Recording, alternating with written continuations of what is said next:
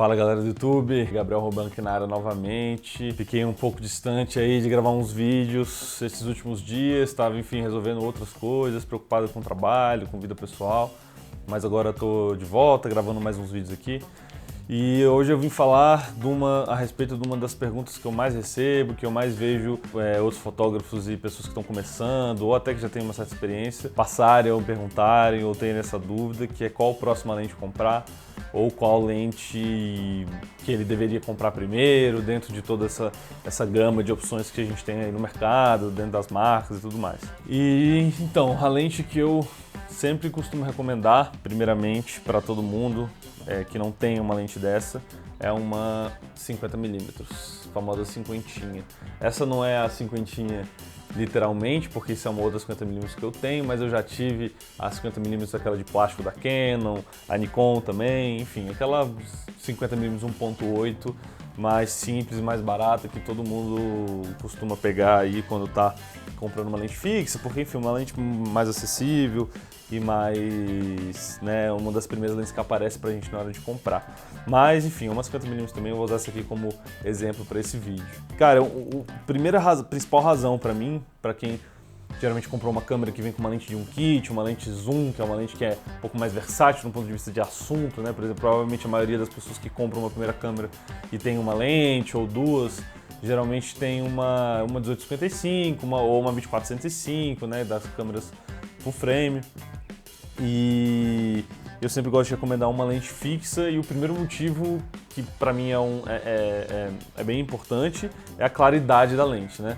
É uma lente uma abertura bem considerável. Essa é uma lente 1.2, mas a 50mm 1.8 também acho que, se não me engano, um ponto de luz a mais, né, em relação a uma 1.2. Cara, isso vai permitir que você faça fotos em situações de pouca luz, se estiver fazendo algum evento, algum casamento, né, porque você precisa, às vezes tem uma câmera cropada, alguma coisa assim, que não consegue trabalhar com ISOs muito alto, conseguir trabalhar com ISO um pouco mais baixo e não ter que granular muito a tua foto, perder qualidade e tudo mais. Ou às vezes você precisa de um obturador um pouco mais veloz, se está num ambiente de pouca luz, então às vezes uma lente como essa consegue te ajudar bastante.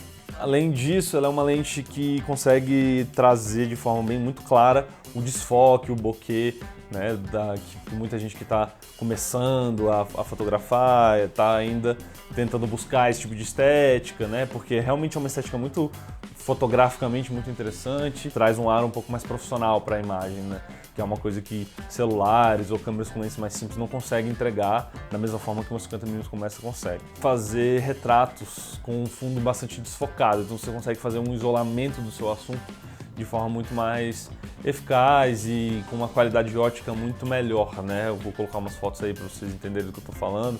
A diferença às vezes de fazer um retrato com uma 1855 ou com uma lente que é f4, f5.6, que a maioria dessas lentes de kit mais simples entregam, ou então uma 50mm como essa consegue trazer uma qualidade de desfoque bem interessante. Para quem gosta de fazer retrato, cara, é bastante importante. E falando de desfoque, você consegue trabalhar com essas lentes que têm uma abertura um pouco maior, fazer com que as bolas do bokeh, do desfoque, seja de luz ou de algum elemento que está desfocado no fundo, fiquem mais arredondados, porque como vocês conseguem ver, deixa eu tentar mostrar aqui para vocês,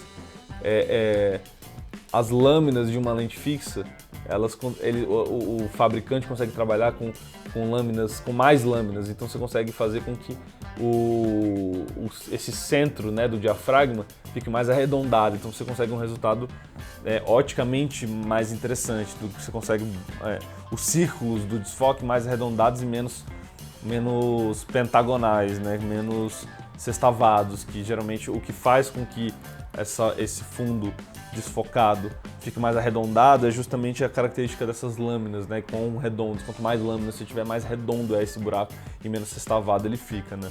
Falando de 50mm, as câmeras que eu uso, como algumas pessoas que acompanham o que eu faço, são as câmeras da Fujifilm, né, são da linha profissional, mas a Fujifilm só trabalha com câmeras a sensor APS-C, que são sensores cropados em relação ao full frame, ou sensores de grande formato, né. As câmeras que eu uso, elas são cropadas, então essa 50mm que eu tenho, na verdade, ela funciona como uma 75mm, na minha câmera, porque quando você tem uma câmera cropada, que provavelmente a maioria de vocês deve ter uma câmera cropada, você tem que pegar o valor da distância focal, no caso de uma 50mm, e multiplicar por 1.6.